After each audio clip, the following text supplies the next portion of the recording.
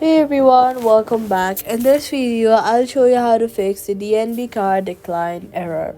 First, check your account's balance and make sure that you have enough funds available. Next, confirm that your card is active and that it is not expired or blocked card will not allow transactions.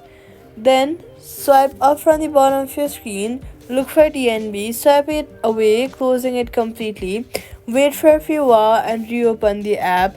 Then try the payment again. Next, restart your phone to refresh the device and remove temporary system problems. After that, head over to your App Store or your Play Store, search for DNB, and make sure that the app is updated to the latest version. If your card still declined, contact DNB support because bank may have blocked the transactions for security reasons. That's how I fixed the DNB card declined error. Subscribe for more helpful and simple